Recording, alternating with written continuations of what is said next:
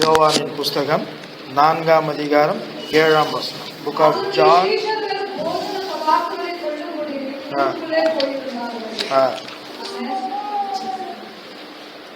தமிழ்ல 8வது வசனம் வாசிங்க. அப்பொழுது சமாரிய நாட்டாளாகிய ஒரு ஸ்திரீ தண்ணீர் கொள்ள வந்தாள். இயேசு அவளை நோக்கி, தாகத்துக்கு தா என்றார். ಕನ್ನಡಲ್ಲ ಅದ ವಸಂತ ಶಿಷ್ಯರು ಊಟಕ್ಕೆ ಬೇಕಾದದನ್ನು ಕೊಂಡುಕೊಳ್ಳುವುದಕ್ಕಾಗಿ ಊರೊಳಗೆ ಹೋಗಿದರು. ಸಮಾರ್ಯದವರಾದ ಒಬ್ಬ ಹೆಂಗಸು ನೀರು ಸೇದುವುದಕ್ಕೆ ಬಂದರು. ಯೇಸು ಆಕೆಯನ್ನು, ಅಮ್ಮ, ನೀರು ಕುಡಿಯುವುದಕ್ಕೆ ಕೊಡು ಎಂದು ಕೇಳಿದರು. We have read this verse many times. ಈ ವಾಕ್ಯವನ್ನು ಅನೇಕ ಬಾರಿ ನಾವು ಓದಿದ್ದೀವಿ. It gives us a picture that Jesus was thirsty and hunger. ಈ ವಾಕ್ಯ ನಮಗೆ ಪ್ರಕಟಿಸಿದ ಏನಂದ್ರೆ ಅಲ್ಲಿ ಯೇಸು ಸ್ವಾಮಿ ಆದವರು ಬಾಯಾರಿಕೆಯಾಗಿ ಇದ್ದರು. He was hunger in many, he was thirsty and hunger in many occasions. ಅನೇಕ ಸಂದರ್ಭದಲ್ಲಿ ಯೇಸು ಆದವರು ಹಸಿವೆಯಾಗೂ ಮತ್ತು ದಾಗವಾಗಿದ್ದದನ್ನು ನಾವು ವೇದದಲ್ಲಿ ಕಾಣುತ್ತೀವಿ. He says, only when I am doing my Father's will I am being satisfied. ಅವರು ಹೇಳ್ತಾರೆ, ನನ್ನ ಪಿತನಾದ ದೇವರ ಚಿತ್ತವನ್ನು ನಾನು ಮಾಡುವಾಗ ಅದು ನನಗೆ ಪೂರ್ತಿಯಾದ ತೃಪ್ತಿಯನ್ನು ಕೊಡುತ್ತಿದೆ ಅಂತ ಹೇಳಿದರು. Not only in this place, even in the cross, when God finishes his race, he says that I am thirsty. ಈ ಸ್ಥಳದಲ್ಲಿ ಮಾತ್ರವಲ್ಲ, ಕಲ್ವಾರಿ ಶಿಲುವೆಯಲ್ಲಿ ಅವರು ನೇತಾಡಿ ಜೀವ ಕೊಡುವ ಸಮಯದಲ್ಲೂ ಸಹ ದೇವರ ಚಿತ್ತವನ್ನು ನಾನು ಮಾಡಿ ಮುಗಿಸಿದ್ದೀನಿ, ನಾನು ದಾಗವಾಗಿದ್ದೀನಿ ಅಂತ ಹೇಳಿದರು. One of the 7 words is also says that I am thirsty. ಅವರು ಆ ಶಿಲುವೆಯಲ್ಲಿ ನೇತಾಡ್ತಾ ಇರುವಾಗ ಅವರು ಹೇಳಿದ 7 ಮುಖ್ಯವಾದ ಮಾತುಗಳಲ್ಲಿ ಒಂದು ಮಾತು ನಾನು ದಾಗವಾಗಿದ್ದೀನಿ ಅನ್ನೋದು. But when you read the Bible, it says that I am the living water. ಆದರೆ ವೇದದಲ್ಲಿ ಆಲೋಚನೆ ಮಾಡಿ ಓದುವ ಸಮಯ ಯೇಸುವಾದವರು ತಮ್ಮನ್ನು ಕುರಿತದಾಗಿ ಪ್ರಕಟಿಸಿದ್ದು, ನಾನು ಜೀವ ಜಲವಾಗಿ ಇದ್ದೀನಿ ಅಂತ. I am the living water. He speaks to his disciples, he speaks to his believers, he speaks to his followers and apostles. ಅವರು ಹಿಂದೆ ಅವರ ಮಾತನ್ನು ಕೇಳಿ ಬಂದ ಜನರಿಗೆ ಎಲ್ಲರಿಗೂ ಮತ್ತೆ ಅವರ ಶಿಷ್ಯಂದರಿಗೆ ಯಾರಿಗೂ ಎಲ್ಲರಿಗೂ ಅವರು ಹೇಳಿ ಬಂದಿದ್ದು, ನಾನೇ ಜೀವ ಜಲವಾದ ನೀರು ಅಂತ. But in this place, ಆದರೆ ಈ ಸ್ಥಳದಲ್ಲಿ Jesus asked for water. ಯೇಸು ತಮಗೆ ನೀರು ಬೇಕು ಕುಡಿಯಕ್ಕೆ ಅಂತ ಕೇಳ್ತಾ ಇದ್ದಾರೆ. He says that I need water. ಅವರು ಕೇಳ್ತಾ ಇದ್ದಾರೆ, ನನಗೆ ನೀರು ಬೇಕು. Jesus is thirsty and he is hunger. ಅವರು ಹಸಿವೆಯಾಗಿದ್ದರು ಮತ್ತೆ ಬಾಯಾರಿಕೆಯಾಗಿದ್ದರು.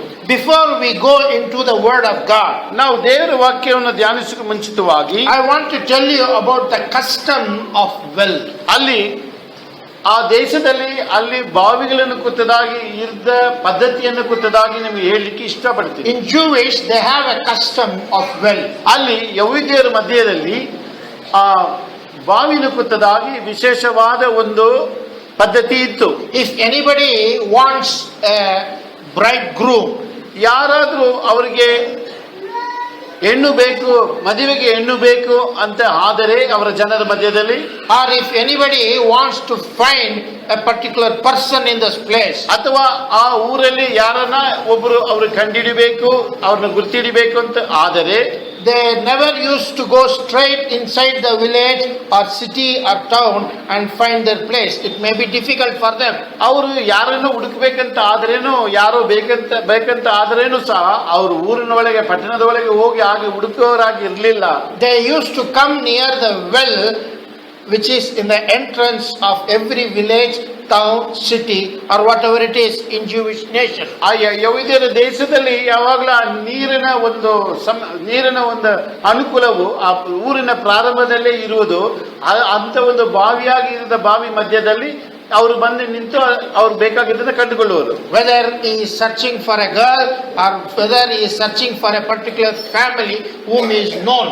ಅವರಿಗೆ ಪರಿಚಯ ಆಗಿರುವ ಗೊತ್ತಿರುವ ಯಾವುದೋ ಒಂದು ಕುಟುಂಬದವರನ್ನ ಅವರು ಸಲ್ಲಿಸಬೇಕಂತ ಆದ್ರೇನು ಅಥವಾ ಮದುವೆಗೆ ಹೆಣ್ಣು ಬೇಕು ಅಂತ ಹುಡುಕುವಂತದ್ದಾದ್ರೇನು ಸಹ ಅವ್ರ ಬಾವಿ ಬಳಿಗೆ ಬಂದು ಕಾದಿರುವುದು. When you read that in the book of Genesis chapter 24, ನಾವು ಅಲ್ಲಿ ಆದಿಕಾಂಡ 24 ಓದುವಾಗ we see that Eliezer was waiting near the well to find the right choice for his master.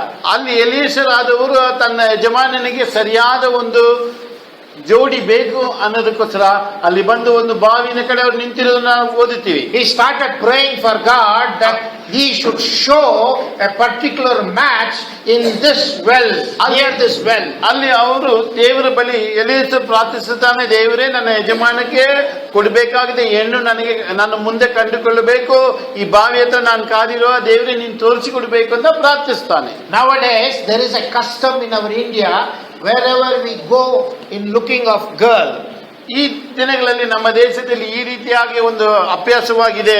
ಎಲ್ಲಿ ನಾವು ಹುಡುಗಿ ಕೇಳಬೇಕು ಮದುವೆಗೆ ಅಂತ ಕೇಳಕ್ ಹೋದ್ರೆ there is a very particular question raised between the family, is that whether girl knows to cook or not. ಅಲ್ಲಿ ಒಂದು ಪ್ರತ್ಯೇಕವಾಗಿ ಒಂದು ಪ್ರಶ್ನೆಯನ್ನು ಹಾಕುವಂತ ಪದ್ಧತಿ ಅಥವಾ ಅಭ್ಯಾಸ ನಮ್ಮ ದೇಶದಲ್ಲಿ ಕಾಣಲ್ಪಡ್ತಿದೆ. ಮದುವೆಗೆ ಬರುವ ಈ ಹುಡುಗಿ ಆದವಳಿಗೆ ಅಡಿಗೆ ಮಾಡ್ಲಿಕ್ಕೆ ಬರ್ತಿದಾ ಅಂತ ಕೇಳೋದು ಒಂದು ಪ್ರಥಮ ಪ್ರಶ್ನೆ ಆಗಿರ್ತದೆ. Basing that we analyze what is whether the girl is capable or not. ಆ ಉತ್ತರಕ್ಕೆ ಆ ಪ್ರಶ್ನೆಗೆ ಹಾಕುವ ಉತ್ತರದ ಮೇಲೇನೆ ಆ ಹುಡುಗಿ ಯೋಗ್ಯವಾದವಳ ಕುಟುಂಬಕ್ಕೆ ಸರಿಯಾಗಿ ಬರಬಹುದಾ ಅನ್ನೋದನ್ನ ನಾವು ಲೆಕ್ಕ ಮಾಡಲಿಕ್ಕೆ ಆಗುತ್ತಿದೆ. But in Jewish country, ಆದ್ರೆ ಯಹೂದ್ಯರ ದೇಶದಲ್ಲಿ they had a custom that she should water them.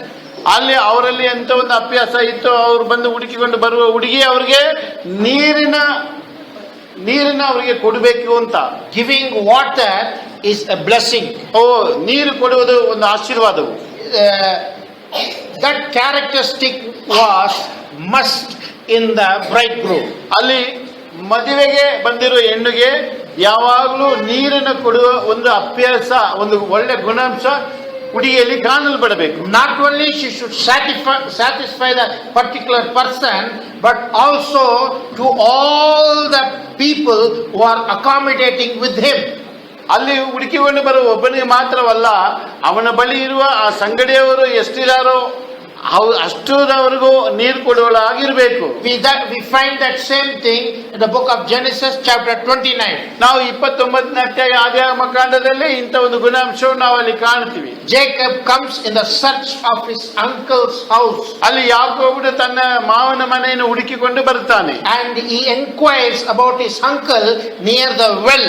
ಅಲ್ಲಿ ಅವನು ಬಾವಿ ಬಳಿಯಲ್ಲಿ ನೀರು ತೆಗೆಯಕ್ಕೆ ಬರುವವರ ಬಳಿಯಲ್ಲಿ ಅವನು ಕೇಳುತ್ತಾನೆ ತನ್ನ ಮಾವನ ಕುಟುಂಬದ ಸಲುವಾಗಿ. So these two incidents are always very clear, that refers that people in Jewish used to search people or inquire people near the well. ಈ ವೇದ ವಾಕ್ಯ ಬರೆದಿರುವ ರೀತಿಯಾಗಿ ನಮಗೆ ಬಹಳ ಸ್ಪಷ್ಟವಾಗಿ ತಿಳಿದು ಬರ್ತಿದೆ. ಯಹೂದ್ಯರು ಯಾವಾಗಲೂ ಬಾವಿ ಬಳಿಯಲ್ಲಿ ಹೋಗಿ ಜನಗಳನ್ನು ಕಂಡುಕೊಳ್ಳುವರು ಅಂತ. It is not that they are going to search, it is a custom that they will search people in that easy method and manner. ಅವರು ಅದು ಒಂದು ಸುಲಭವಾದ ರೀತಿಯಾಗಿ ಅವರು ಹುಡುಕಿ ಬರುವವರನ್ನ ಕಂಡುಕೊಳ್ಳುವುದು ಅವರ ಒಂದು ಅಭ್ಯಾಸವಾಗಿತ್ತು, ಬೇರೆ ರೀತಿಯಾಗಿ ಅದು ಇಲ್ಲ.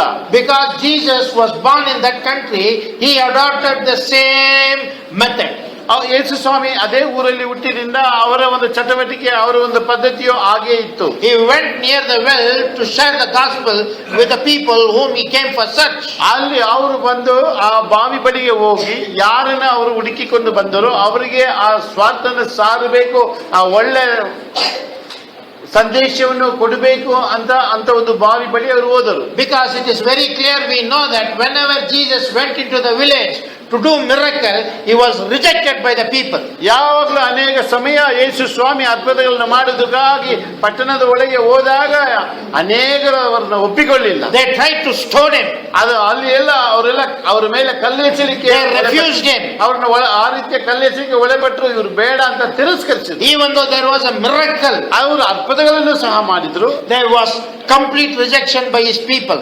ಸತ್ತವನ್ನ ಎಬ್ಬಿಸಿದ್ರೆ ಕಿವಿ ಇಲ್ಲದವ್ರಿಗೆ ಕಿವಿ ಕೊಟ್ಟನು, ಕಣ್ಣಿಲ್ಲದವ್ರಿಗೆ ಕಣ್ಣು ಕೊಟ್ಟು ಇಷ್ಟ ಎಷ್ಟೊಂದಾಗಿ ಅರ್ಪಣೆಗಳು ಮಾಡಿದ್ರೇನು ಇವರು ನಮಗೆ ಬೇಡ ಅಂತ ತಿರಸ್ಕರಿಸಿದ ಜನ ಆ ಊರಿನ ಒಳಗೆ ಇದ್ದರು. But Jesus wanted a chance to enter the village of Samaria. ಆದರೆ ಈ ಸಮಾರ್ಯ ಪಟ್ಟಣದ ಒಳಗೆ ಯೇಸು ಹೋಗ್ಲಿಕ್ಕಾಗಿ ಒಂದು ದಾರಿಯನ್ನು, ಒಂದು ನಪವನ್ನು, ಒಂದು ಕಾರಣವನ್ನು ಹುಡುಕಿಕೊಳ್ಳುವುದಕ್ಕಾಗಿ ಆ ಬಾವಿನ ಬಳಿ ಹೋದರು. So he found a lady ಅಲ್ಲಿ ಅವರು ಒಂದು ಹೆಂಗಸನ್ನ ಕಂಡುಕೊಂಡು where he shared the word of God with her. ಅಲ್ಲಿ ಆ ಹೆಂಗಸಿನ ಬಳಿಗೆ ದೇವರು ತಮ್ಮ ವಾಕ್ಯವನ್ನು ಹಂಚಿಕೊಂಡರು. This is the chapter where Jesus speaks that he is the living water. ಅಲ್ಲಿ ದೇವರಾದ ಕರ್ತನು ಯೇಸು ಆ ಹೆಂಗಸೊಟ್ಟಿಗೆ ಮಾತನಾಡುವಾಗ ನಾನೇ ಜೀವ ಜಲವು ಅಂತ ಹೇಳುವ ಒಂದು ವಾಕ್ಯವನ್ನು, ಪದವನ್ನು ನಾವು ನೋಡುತ್ತೀವಿ. Before relieving that he is the living water, ಅದು ನಾನೇ ಜೀವ ಜಲ ನದಿ, ನಾನೇ ಜೀವ ಜಲ ಅಂತ ಹೇಳುವುದಕ್ಕೆ ಮುಂಚಿತವಾಗಿ he reveals that he is thirsty.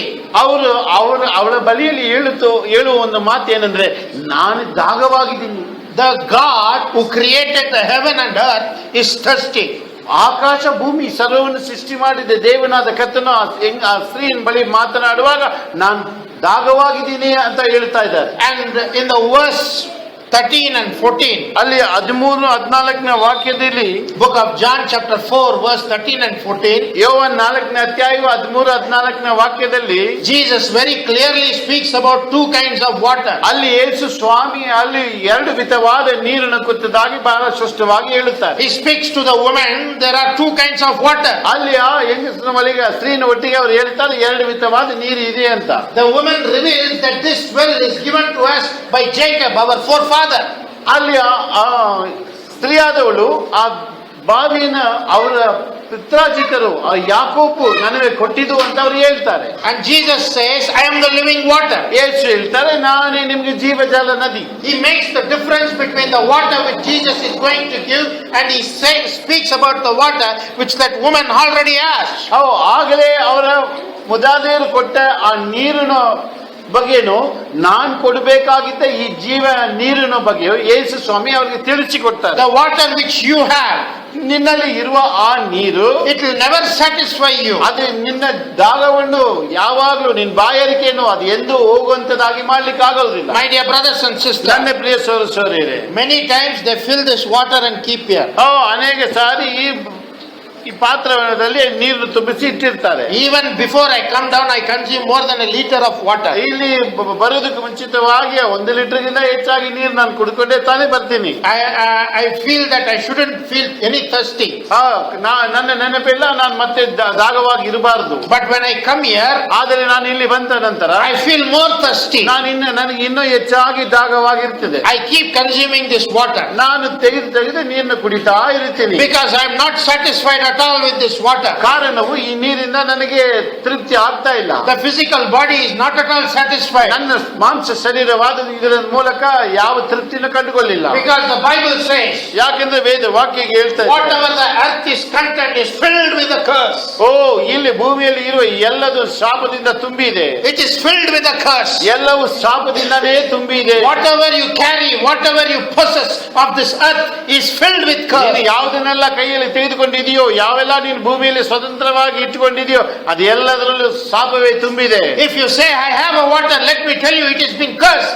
ನೀನಲ್ಲಿ ನನಗೆ ನೀರು ಇದೆ ಅಂತ ನೀನು ಹೇಳುವಂತಾದ್ರೇನು ನಾನು ನಿಮಗೆ ಹೇಳ್ತೀನಿ, ವೇದವಾಕ್ಯ ಹೇಳ್ತಿದೆ ಆ ನೀರು ಶಾಪವಾಗಿದೆ. God cursed this earth. ದೇವರು ಈ ಭೂಮಿಯನ್ನು ಶಪಿಸಿದರು. The whole earth was cursed because of man. ಮನುಷ್ಯನ ಮುಖಾಂತರ ಇಡೀ ಭೂಮಿಯು ದೇವರು ಶಾಪಕ್ಕೊಳಗಾಗಿದೆ. When God selected his own child, ದೇವರು ತನ್ನ ಸ್ವಂತ ಮಗುವನ್ನು ಅವರು ಆರಿಸಿಕೊಂಡಾಗ, when he was blessing in the last days, every parents in Jewish nation, they used to bless the children before they died. ಎಲ್ಲ ಯಹೂದ್ಯರ ಪದ್ಧತಿ, ಅವರು ಸಾಯೋದಕ್ಕೆ ಮುಂಚಿತವಾಗಿ ತಮ್ಮ ವಂಶವನ್ನು, ತನ್ನ ಮಕ್ಕಳನ್ನು, ತಮ್ಮ ಸಣ್ಣ ಮೊಮ್ಮಕ್ಕಳನ್ನೆಲ್ಲ ಕರೆದು ಅವರ ಆಶೀರ್ವದಿಸುವುದು. Even today we have that custom in our life also.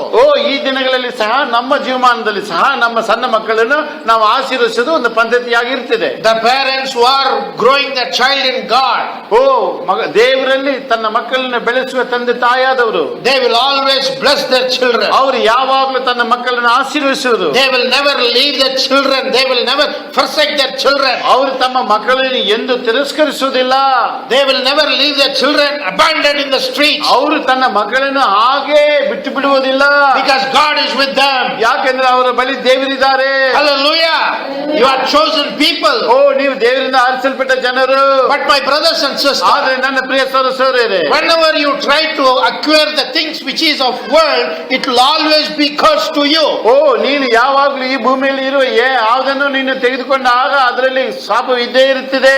That's why the Bible says, don't search what is beneath, but search which are the things of above. ಆದ್ರಿಂದ ನಾನೇ ವೇದವಾಕ್ಯ ಹೇಳ್ತಾ ಇದೆ, ಈ ಭೂಮಿಯಲ್ಲಿ ಇರೋದನ್ನು ಹುಡುಕೋದು ಬೇಡ, ಮೇಲಾದದನ್ನು ನೀನು ಹುಡುಕಿಕೊಳ್ಳಿ. When Jacob was about to die in his deathbed, he started blessing all his 12 children. ಯಾಕೋಬಾದವನು ತನ್ನ ಸಾವ ಸ್ಥಿತಿಯಲ್ಲಿ ತುಂಬಾ ವಯಸ್ಸಾದ ಸಮಯದಲ್ಲಿ ತನ್ನ ಮಕ್ಕಳನ್ನ ಕರೆದು ಅವನು ಆಶೀರ್ವದಿಸಿದನು. He started blessing his each child. ಓ, ಅವನು ತನ್ನ ಒಂದೊಂದು ಮಗುವನ್ನು ಕರೆದು ಆಶೀರ್ವದಿಸಿದನು. When he started blessing his first born child, ಓ, ಅವನು ತನ್ನ ಚೊಚ್ಚಲ ಮಗುವನ್ನು ಆಶೀರ್ವದಿಸುವಾಗ ರೂಬನಾದವನು, it means the blessed person. ಓ, ಆ ರೂಬನಂದ ಹೆಸರಿಗೆ ಆಶೀರ್ವಾದ ಹೊಂದಿದವನು ಅಂತ ಹೆಸರು. He is being blessed by God. ಓ, ಅವನು ಹಾಗೆ ದೇವರಿಂದ ಆಶೀರ್ವಾದ ಪಡೆದವನು. But when you look into the blessing which Jacob gives to him, ಆದರೆ ಅಲ್ಲಿ ಯಾಕೋಬ ಅವನಿಗೆ ಕೊಡುವಂತ ಆಶೀರ್ವಾದವಾದದ್ದು, book of Genesis chapter 49 verse 4. ಅಲ್ಲಿ ಆದಿಯಾಗಮ ಕಾಂಡ 49ನೇ ಅಧ್ಯಾಯ 4ನೇ ವಾಕ್ಯ. வசனம் சொல்லும் போது டக்கு டக்குன்னு எடுத்து வாசிங்கம்மா.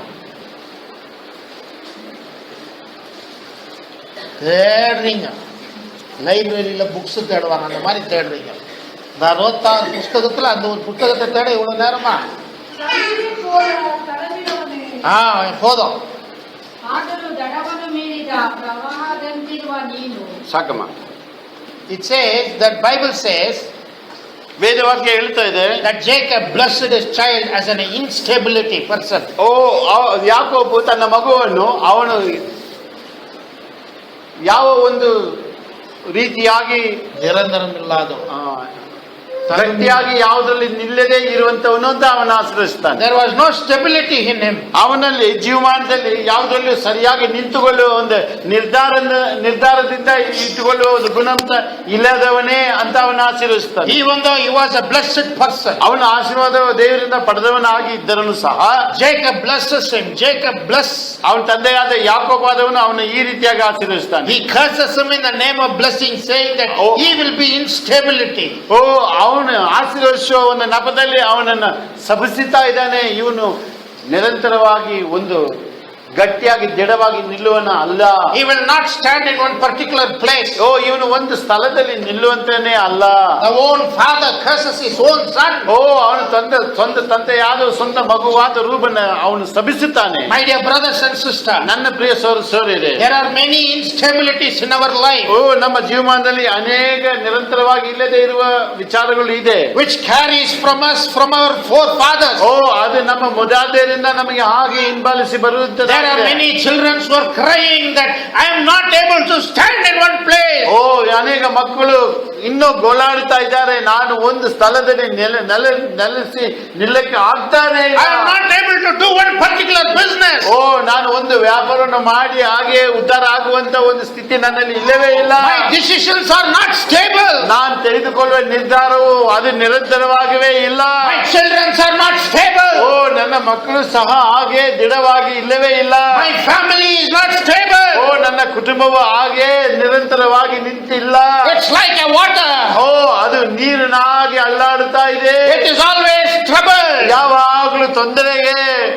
My dear brothers and ನನ್ನ sisters, ಪ್ರಿಯ ಸಹೋದರರೇ, it is curse. ಅದು ಶಾಪವೇ. It is curse. ಅದು ಶಾಪವೇ. God is telling to you, ಓ, ದೇವರು ನಿನ್ನ ಬಳಿ ಮಾತನಾಡ್ತಾ ಇದ್ದಾರೆ. I am here to take away that curse. ನಾನು ನಿನ್ನ ಬಳಿಯಿಂದ ಆ ಶಾಪವನ್ನು ತೆಗೆಯಲಿಕ್ಕೆ ಸಾಧ್ಯವಾದವರು. I am thirsty ನಾನು ದಾಗವಾಗಿದ್ದೀನಿ. to take away your water which is in curse. ಓ, ನಿನ್ನಲ್ಲಿ ಇರುವ ಶಾಪವಾಗಿರುವ ನೀರನ್ನು ನಿನ್ನ ಬಳಿಯಿಂದ ತೆಗೆಯಕ್ಕೆ ನನ್ನಿಂದ ಸಾಧ್ಯವು. Your water is cursed. ಓ, ನಿನ್ನ ನೀರು ಅದು ಶಾಪಕ್ಕೊಳಗಾಗಿದೆ. It is cursed with instability. ಓ, ಅದು ಯಾವ ನಿರಂತರವಿಲ್ಲದ ಹಾಗೆ ಅದು ಶಾಪಕ್ಕೆ ಒಳಗಾಗಿದೆ. My mind is not determined. ಓ, ನಾನು ಯಾವ ಒಂದು ನಿರ್ಧಾರದ ಒಟ್ಟಿಗೆ ಇರುವ ಗುಣಾಂಶ ಇಲ್ಲದವನಾಗಿದ್ದೀನಿ. My decisions are not determined.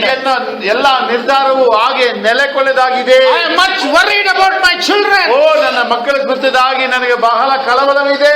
Everything everything is troubled in my life. ನನ್ನ ಜೀವನದಲ್ಲಿ ಎಲ್ಲ ಕಲವಲದಲ್ಲಿ ಇದೆ. Let me tell you, my brothers and ನಾನು sisters, ನಿಮ್ಗೊಂದು ಹೇಳ್ತಿದ್ದಲ್ಲ ಸಹೋದರ ಇದೆ. your instability will be cured by Jesus. ನಿನ್ನಲ್ಲಿ ನಿರಂತರವಾಗಿ ಇಲ್ಲದೆ ಇರುವ ಗುಣಾಂಶವನ್ನು ಯೇಸು ಸ್ವಾಮಿ ಸುಖ ಮಾಡ್ಲಿಕ್ಕೆ ಸಾಧ್ಯವಾದವರು. Reuben was totally unstable. ಅಲ್ಲಿ ರೂಬನಾದವನು, ಯಾಕೋಬಿನ ಮಗನಾದ ರೂಬನಾದವನು ಯಾವ ಒಂದು ಗಟ್ಟಿಯಾದ ನಿರ್ಧಾರ ಇಲ್ಲದವನಾಗಿದ್ದನು. He was dependent on other 11 brothers of him. ಅವನ ಮತ್ತೆ ಬೇರೆ ಇರುವ 11 ಸೋದರ ಮೇಲೆ ಅವನು ಹಾಗೆ ಸಾರಿ ಇರುವಂತವನಾಗಿದ್ದನು. He was always depending on them. ಅವನು ಯಾವಾಗಲೂ ಅವರ ಮೇಲೆ ಸಾರಿ ಇರುವಂತವನಾಗಿದ್ದನು. God told them, ದೇವರು ಅವನಿಗೆ ಹೇಳಿದನು, I will heal you. ನಾನು ನಿನ್ನ ಸುಖಪಡಿಸುವೆನು, I will heal you. ನಾನು ನಿನ್ನನ್ನು ಸುಖಪಡಿಸುವೆನು. Hallelujah. I will tell you how God healed Reuben. ಈ ರೂಬನ್ನ ಯೇಸು ಹೇಗೆ ದೇವರು ಹೇಗೆ ಅವನ್ನ ಆರೋಗ್ಯ ಕೊಟ್ಟರನ್ನ ನಾವು ಕಾಣುವ. But before that, ಆದ್ರೆ ಅದ್ರ ಮುಂಚಿತವಾಗಿ there is many Reubens here. ಅನೇಕ ರೂಬನ್ ಇಲ್ಲೇ ಇದ್ದೀರಾ. There are curses which is following you. ನಿನ್ನನ್ನು ಅನೇಕ ಶಾಪವು ನಿನ್ನ ಹಿಂದೆ ಬರ್ತಾ ಇದೆ. Your forefathers' curse is following you. ನಿನ್ನ ಮುದಾದರು ಶಾಪಗಳು ನಿನ್ನ ಹಿಂದಟ್ಟಿಸ್ತಾ ಇದೆ. Your trouble is following you generation after generation. ನಿನ್ನ ತೊಂದರೆಗಳು ನಿನ್ನ ವಂಶವಾಗಿ ತೊಂದರೆ ಕೊಡ್ತಾ ಬರ್ತಾ ಇದೆ. Hallelujah. The curse which has been left by a generation is following to the present generation. ನಿನ್ನ ಹಿರಿಯವರು ನಿನ್ನ ಮುದಾದರು ಬಿಟ್ಟ ಆ ಶಾಪಗಳು ಅದು ನಿನ್ನನ್ನೇ ಅಟ್ಟಿಸಿಕೊಂಡು ಬರ್ತಾ ಇದೆ. The way they led an instability is following you also. You make your life also instability. ಅವರು ಯಾವ ಒಂದು ನಿರ್ಧಾರವಿಲ್ಲದ ಹಾಗೆ ಒಂದು ನಿರಂತರ ಜೀವ ಇಲ್ಲದ ಹಾಗೆ ಅಳ್ಳಾಡದ ಇದ್ದರು ಅದೇ ಜೀವನ ನಿನ್ನನ್ನು ಹಿಂಬಾಲಿಸ್ತಾ ಇದೆ. Whenever you read the word of God, when I read that particular word, I used to admire it. ಯಾವಾಗಲೂ ನಾನು ಇಂಥ ವಾಕ್ಯವನ್ನು ಓದುವಾಗ ಅದರಿಂದ ನಾನು ಹಾಗೆ ಅದರಿಂದ ನಾನು ಆ ವಾಕ್ಯದಿಂದ ನಾನು ಅದು ಒಳಗಾಗ್ತೀನಿ. Jesus says, ಯೇಸು ಹೇಳ್ತಾರೆ, there is no place for me to just lay down in rest. ಯೇಸು ಹೇಳ್ತಾರೆ, ನನಗೆ ತಲೆ ಬಾಗಿಸಿಕೊಳ್ಳಕ್ಕೆ ಒಂದು ಸ್ಥಳವಿಲ್ಲ. I have created the sparrow. ನಾನು ಆ ಅಕ್ಕಿಯನ್ನು ಸೃಷ್ಟಿ ಮಾಡಿದೆ. I have created the wolves. ನಾನು ಆ ನರಿಗಳನ್ನು ಉಂಟು ಮಾಡಿದೆ. They have the place to rest. ಆ ನರಿಗಳಿಗೂ ಸಹ ಆ ಪಕ್ಷಿಗಳಿಗೂ ಸಹ ವಾಸ ಮಾಡಲಿಕ್ಕೆ ಸ್ಥಳವಿದೆ. But I am the creator of God. ನಾನು ಎಲ್ಲದನ್ನು ಸೃಷ್ಟಿ ಮಾಡಿದ್ದೆ ದೇವನಾದ ಕರ್ತನು. I am the one who commanded to create them. ನಾನೇ ಆಜ್ಞೆ ಮಾಡಿ ಎಲ್ಲದನ್ನು ಸೃಷ್ಟಿ ಮಾಡಿ ದೇವನಾದ ಕರ್ತನು. But I don't have place to rest. ಆದರೆ ನನಗೆ ಅಲೆಬಾಗಿಸಲಿಕ್ಕೆ ಒಂದು ಸ್ಥಳವಿಲ್ಲ. I don't have place to have shelter. ನನಗಾಗಿ ವಾಸ ಮಾಡಲಿಕ್ಕೆ ಒಂದು ಸ್ಥಳವೇ ಇಲ್ಲ. Why do you mean that Jesus never had a place? ಯಾಕೆ ನೀವು ನೆನೆಸುವುದಿಲ್ವಾ ಯೇಸುವಿಗೆ ಒಂದು ಸ್ಥಳವಿಲ್ಲ ಅಂತ? The Bible says his footstool is the earth. ವೇದ ವಾಕ್ಯ ಹೇಳ್ತಾ ಇದೆ ಈ ಭೂಮಿಯಾದದು ಅವರ ಪಾದಪೀಠವು ಅಂತ. The throne, the heaven is his throne. ಅಲ್ಲಿ ಆಕಾಶವು ಅವರಿಗೆ ಕೂತ್ಕೊಳ್ಳುವಂತ ಸ್ಥಳವಾಗಿರುತ್ತೆ. But he lived as a man. ಆದ್ರೆ ಅವರು ಮನುಷ್ಯನಾಗಿದ್ದಾಗ there was not even an inch which belonged to him. ಅಲ್ಲಿ ಒಂದು ಅಂಗಳವು ಜಾಗವು ಅವರಿಗೆ ಸ್ವಂತವಾಗಿಲ್ಲ. There are people crying here today. ಇಲ್ಲಿ ಜನರು ಅಳುತ್ತಾ ಇದ್ದಾರೆ. There is nothing which belongs to me. ನನಗೆ ಇರುವ ಯಾವುದು ನನಗೆ ಸ್ವಂತ ಇಲ್ಲ ಅಂತ ಅಳುತ್ತಾ ಇದ್ದಾರೆ. There is nothing which belongs to me. ಅಲ್ಲಿ ಯಾವುದು ನನಗೆ ಸ್ವಂತ ಇಲ್ಲ ಅಂತ ಅಳುತ್ತಾ ಇದ್ದಾರೆ. I am unable to inherit anything in me. ನನ್ನದು ಅಂತ ಹೇಳಿಕೊಳ್ಳಕ್ಕೆ ನನಗೆ ಏನಿಲ್ಲ ಅಂತ ಅಳುತ್ತಾ ಇದ್ದಾರೆ. Jesus says, ಯೇಸು ಹೇಳುತ್ತಾರೆ, I took that curse from you. ನಾನು ನಿನ್ನಿಂದ ಆ ಶಾಪವನ್ನು ತೆಗೆದುಹಾಕಿದೆ. The inability curse I took from you. ನಿನ್ನಲ್ಲಿ ಯಾವ ನಿರ್ಧಾರವು ಯಾವ ಒಂದು ಒಂದೇ ಸ್ಥಳದಲ್ಲಿ ನಿಂತುಕೊಳ್ಳಕ್ಕೆ ಸಾಧ್ಯವಿಲ್ಲದಾಗಿತ್ತು ಆ ಶಾಪವನ್ನು ನಾನು ತೆಗೆದುಕೊಂಡೆ. I started blessing you. ನಾನು ನಿನ್ನನ್ನು ಆಶೀರ್ವದಿಸಲಿಕ್ಕೆ ಪ್ರಾರಂಭಿಸಿದ್ದೇನೆ. Israelites never belonged to the place where they were living. Israel ಜನರು ಎಲ್ಲಿ ವಾಸವಾಗಿದ್ದಾರೋ ಆ ವಾಸ ಸ್ಥಳವು ಅವರಿಗೆ ಸ್ವಂತವಾದದ್ದು ಅಲ್ಲ.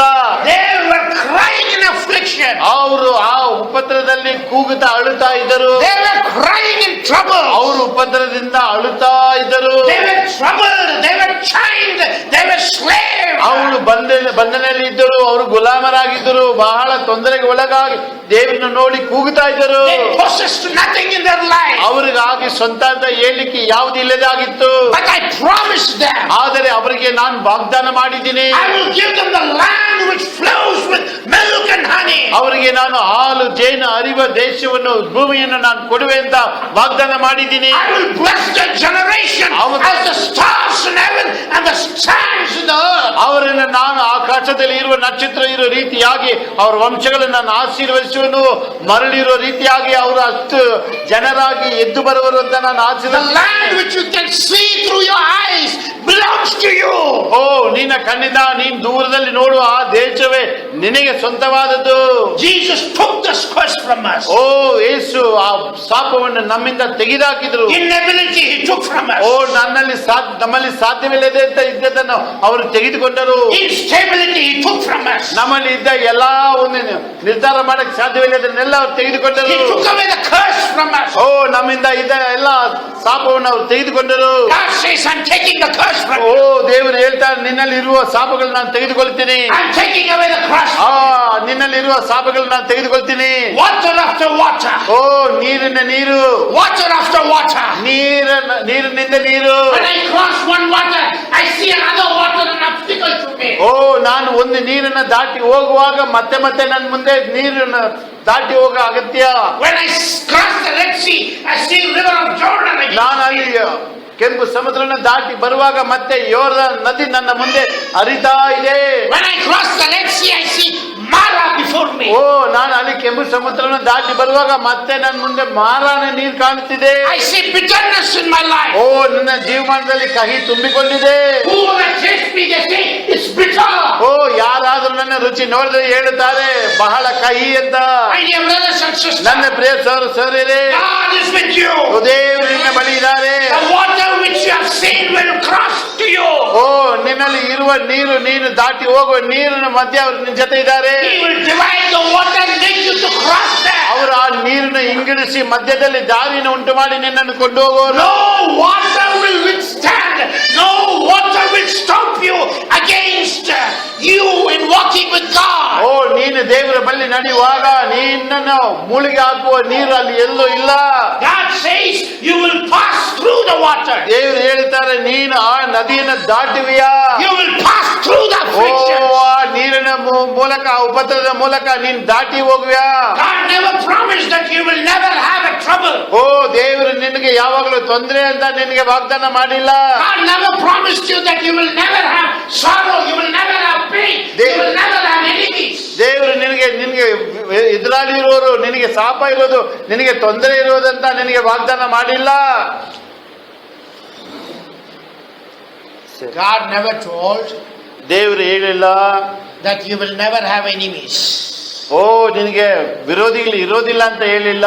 You will never have troubles. ನಿನಗೆ ತೊಂದರೆ ಇರೋದೇ ಇಲ್ಲ ಅಂತ ಹೇಳಿಲ್ಲ. He never told that you will never have affliction. ಓ ನಿನಗೆ ಉಪದ್ರ ಇಲ್ಲ, ತೊಂದರೆ ಇಲ್ಲ ಅಂತ ಅವ್ರು ಹೇಳಿಲ್ಲ.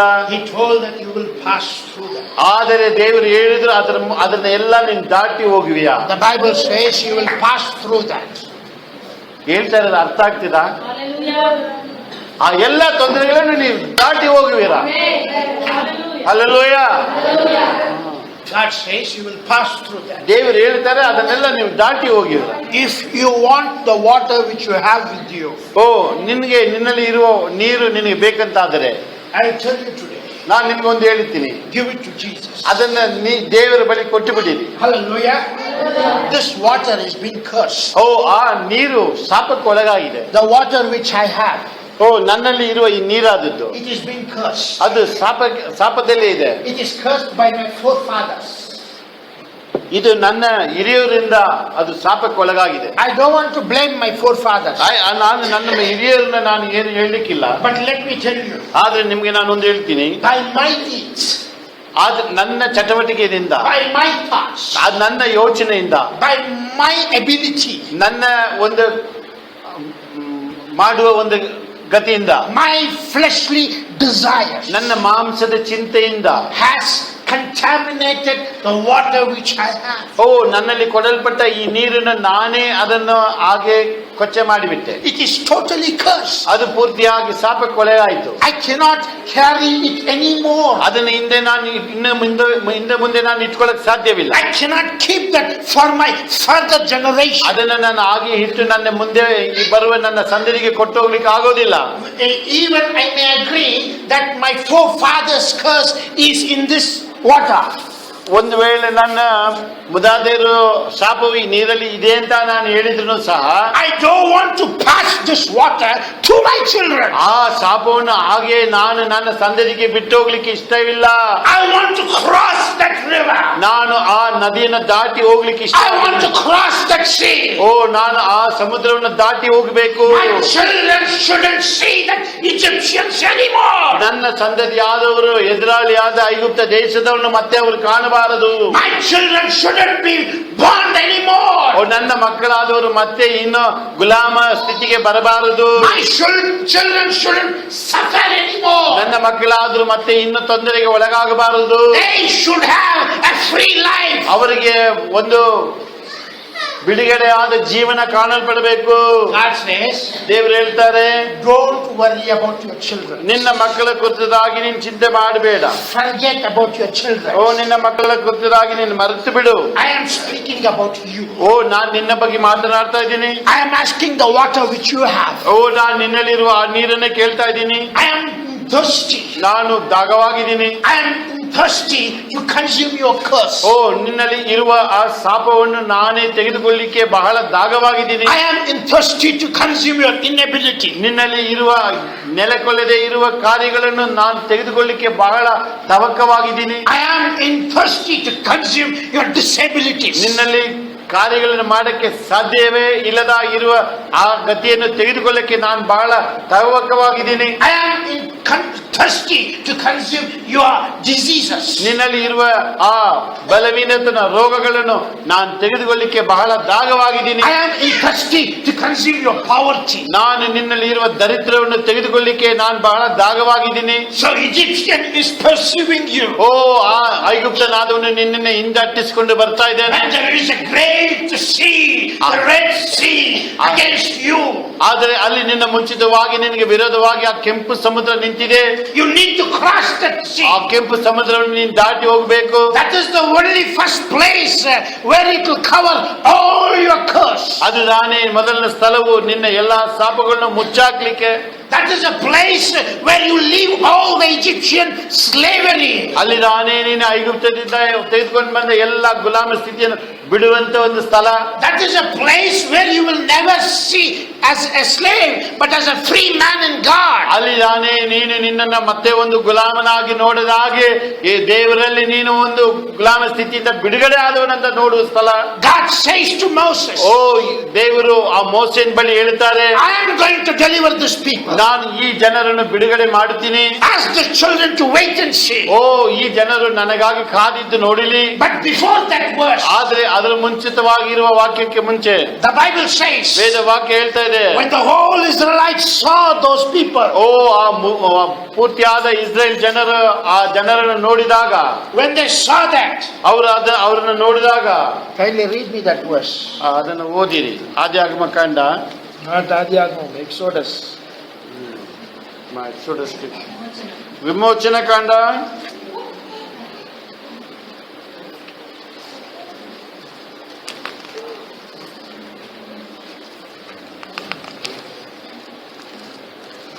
10 verse 14. Chapter 14 verse 10. Chapter 14 verse 10. ವಿಮೋಚನ ಕಾಂಡ 14ನೇ ಅಧ್ಯಾಯವು ಫಾರೋನನ್ನು ಸಮೀಪಿಸುತ್ತಿರುವಾಗ Yes. ಇಸ್ರಾಯೇಲರು ಕಣ್ಣೆತ್ತಿ ತಮ್ಮ ಹಿಂದೆ ಹೊರಟು ಬಂದಿದ್ದ ಐಗುಪ್ತರನ್ನು ಕಂಡು ಬಹಳ ಭಯಪಟ್ಟವರಾಗಿ ಯೆಹೋವನಿಗೆ ಮೊರೆಯಿಟ್ಟರು. They cried to God. ಅವರು ದೇವರ ಬಳಿಯಲ್ಲಿ ಮೊರೆ ಇಟ್ಟರು. They cried to God. ಅವರು ದೇವರ ಬಳಿ ಮೊರೆ ಇಟ್ಟರು. Of course, they murmured with Moses. ಅವರು ಮೋಸೆಯ ಬಳಿಗೆ ಗೊಣಗುಡಿಸೋರಾಗಿದ್ದರು ಸಹ, But they cried to God. ಆದರೆ ಅವರು ದೇವರ ಬಳಿ ಕೂಗಿಕೊಂಡರು. My dear brothers and sisters, ನನ್ನ ಪ್ರಿಯ ಸಹೋದರರೇ, we need to cry towards God. ನಾವು ಯಾವಾಗಲೂ ದೇವರ ಬಳಿ ಕೂಗಿ ಕೇಳಿಕೋಬೇಕು. When curse is following you, ನಮ್ಮನ್ನ ಉಪದ್ರ ಹಿಂದೆ ಬರುವಾಗ, when curse is following you, ಆ ಶಾಪ ನಮ್ಮನ್ನ ಹಿಂದೆ ಅಟ್ಟಿಸ್ಕೊಂಡು ಬರುವಾಗ, the only way of deliverance is nobody else than God. ಅಲ್ಲಿ ಬಿಡುಗಡೆ ಮಾಡೋದಕ್ಕೆ ಬೇರೆ ಯಾವುದು ದಾರಿ ಇಲ್ಲ, ದೇವರು ಒಬ್ಬರೇ. He is the only person. ಅವರು ಒಬ್ಬರೇ ನಮ್ಮನ್ನು ಬಿಡುಗಡೆ ಮಾಡಕ್ಕೆ ಸಾಧ್ಯವು. So Israelites started crying to God. Israel ಜನರು ದೇವರ ಬಳಿ ಕೂಗಿ ಕೇಳಲಿಕ್ಕೆ ಪ್ರಾರಂಭಿಸಿದರು. God, do you want us to die in the same slavery? ದೇವರೇ, ನಾವು ಈ ಗುಲಾಮ ಸ್ಥಿತಿಯಲ್ಲಿ ಸಾಯಬೇಕಾ? We want to be free. ನಾವು ಬಿಡುಗಡೆ ಆಗಬೇಕು. We want to smell that freedom. ನಾವು ಆ ಬಿಡುಗಡೆಯನ್ನು ಅನುಭವಿಸಬೇಕು. We want to be lords. ನಾವು ಅಧಿಕಾರಿಗಳಾಗಿ, ಯಜಮಾನಗಳಾಗಿ ಕಾಣಲ್ಪಡಬೇಕು. We want to be leaders. ನಾವು ಎಲ್ಲ ಅಧಿಕಾರಿಗಳಾಗಿ, ನಾಯಕರಾಗಿ ಇರಬೇಕು. We want to possess our own land. ನಾವು ನಮ್ಮ ಸ್ಥಳವನ್ನು, ನಮ್ಮ ಜಮೀನನ್ನು ಹೋಗಿ ನಾವು ತೆಗೆದುಕೊಳ್ಳಬೇಕು. We want to inherit few particular places. ಅಲ್ಲಿ ಇರುವ ನಮ್ಮ ಸ್ಥಳವನ್ನು ನಾವು ನಮಗಾಗಿ ತೆಗೆದುಕೊಳ್ಳಬೇಕು. We want to say to others that this belongs to me. ನಾವು ಹೋಗಿ ಬೇರೆಯವ್ರಿಗೆ ಹೇಳಬೇಕು, ಇದು ನಮ್ಮ ಸ್ಥಳವೇ ಅಂತ. Hallelujah. There are many people who are crying. ಅನೇಕರು ಕಣ್ಣೀರು ಒಟ್ಟಿಗೆ ಇದ್ದಾರೆ. Nothing belongs to me. ನನಗಾಗಿ ಯಾವುದು ಇಲ್ಲ. I don't have anything. ನನಗಾಗಿ ಏನು ಇಲ್ಲ. I am empty always. ನಾನು ಯಾವಾಗಲೂ ಖಾಲಿಯಾಗಿದ್ದೀನಿ. Let me tell you, brothers and sisters. ನನ್ನ ಪ್ರಿಯ ಸಹೋದರರೇ, ನಿಮಗೆ ಹೇಳ್ತೀನಿ, God is going to bless you. ಕರ್ತನು ನಿಮ್ಮನ್ನು ಆಶೀರ್ವದಿಸ್ತಾನೆ. God is going to bless you. ದೇವರು ನಿಮ್ಮನ್ನು ಆಶೀರ್ವದಿಸ್ತಾನೆ. You are going to possess many things. ನೀವು ಅನೇಕಗಳನ್ನು ನಿಮಗೆ ಸ್ವಂತ You are ಮಾಡಿಕೊಳ್ಳುತ್ತೀರಾ. going to inherit many things. ನೀವು ಅನೇಕ ನಿಮಗೆ ಸ್ವತಂತ್ರ ಮಾಡಿಕೊಳ್ಳುತ್ತೀರಾ. As people of Israelites were blessed and inherited.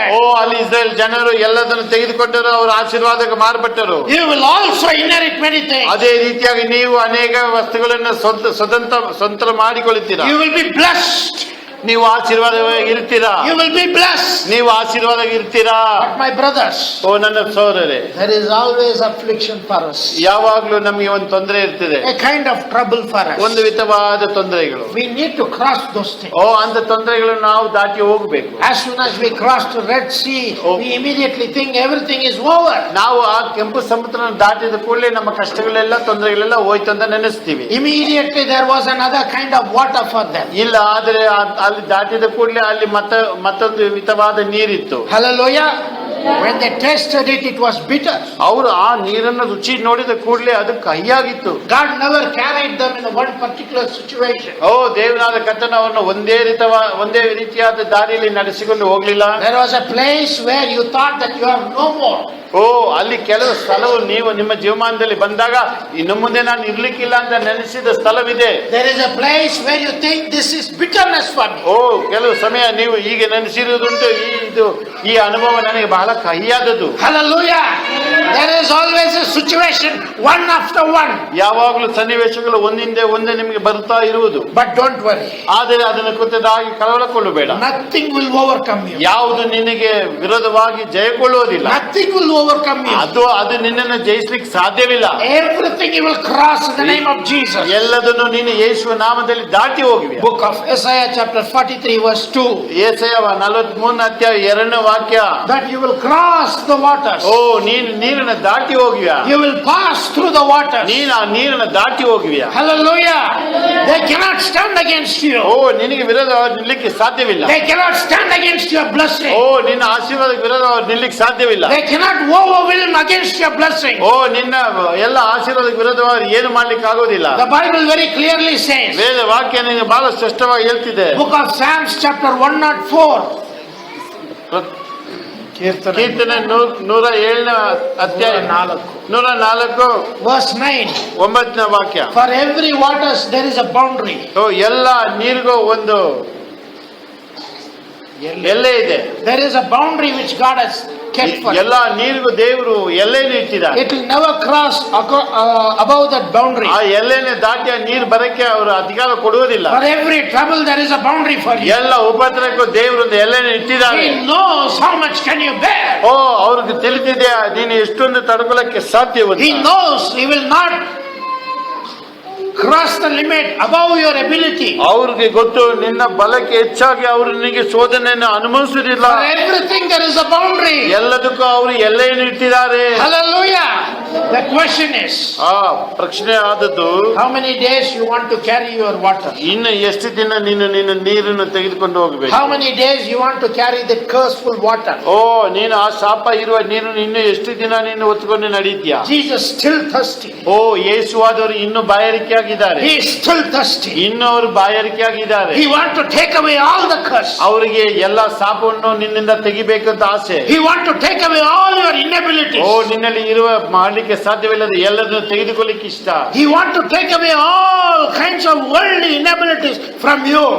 ನೀನು ಈ ಪ್ರಪಂಚದಲ್ಲಿ ಮಾಡ್ಲಿಕ್ಕೆ ಸಾಧ್ಯವಿಲ್ಲದ ಇರುವ ಎಲ್ಲದನ್ನು ತೆಗೆದುಕೊಳ್ಳಬೇಕು ಅಂತ ಅವ್ರಿಗೆ ಇಷ್ಟ. He want to take away all the afflictions from you. ನಿನ್ನಲ್ಲಿ ಇರುವ ಎಲ್ಲ ಉಪದ್ರವವನ್ನು ಅವರು ತೆಗೆದುಕೊಳ್ಳಬೇಕಂತಾನೆ ಅವರಿಗೆ ತವಕವಾಗಿದೆ. He is thirsty in that. ಅವರಿಗೆ ಅದರಲ್ಲಿ ದಾಗವಾಗಿದೆ. He is thirsty in that. ಅವರು ಅದರಲ್ಲಿ ದಾಗವಾಗಿದ್ದಾರೆ. My dear brothers and sisters, ನನ್ನ ಪ್ರಿಯ ಸಹೋದರರೇ, there is another water which Jesus spoke to O, you and me. ಮತ್ತೊಂದು ನೀರಿನ ಕುರಿತಾಗಿ ದೇವರು ಮಾತನಾಡಿದ ಇಲ್ಲಿದೆ. It spoke that He is the living water. ಅವರು ಹೇಳಿದ್ರು, ನಾನೇ ಜೀವಜಲ ನದಿ ಅಂತ. Before I speak about the living water, ಆ ಜೀವಜಲ ನದಿಯನ್ನು ಕುರಿತಾಗಿ ನಿಮಗೆ ಮಾತನಾಡಕ್ಕೆ ಮುಂಚೆ I want to speak little about this worldly water. ಅಯ್ಯೋ, ಈ ಪ್ರಪಂಚದ ನೀರಿನ ಕುರಿತಾಗಿ ಕೆಲವು ಮಾತು ನಿಮ್ಗೆ ಹೇಳಿಕ್ಕೆ In ಇಷ್ಟಪಡ್ತೀನಿ. the book of Genesis chapter 1 verse 1 says, ಅಲ್ಲಿ God created heaven and earth. ಅಲ್ಲಿ ವೇದ ವಾಕ್ಯದಲ್ಲಿ ನಾವು ಕಾಣ್ತೀವಿ, ಆದಿಮಗನ ಮೊದಲ ವಾಕ್ಯದಲ್ಲಿ ದೇವರು ಆಕಾಶ ಭೂಮಿಯನ್ನು ಸೃಷ್ಟಿ ಮಾಡಿದರು. Not only earth, He also created the water upon it. ಅಲ್ಲಿ ಬರೇ ಭೂಮಿಯನ್ನು ಮಾತ್ರವಲ್ಲ, ಅವರು ನೀರನ್ನು ಸಹ ಸೃಷ್ಟಿ ಮಾಡಿದರು. The whole earth was covered with the water.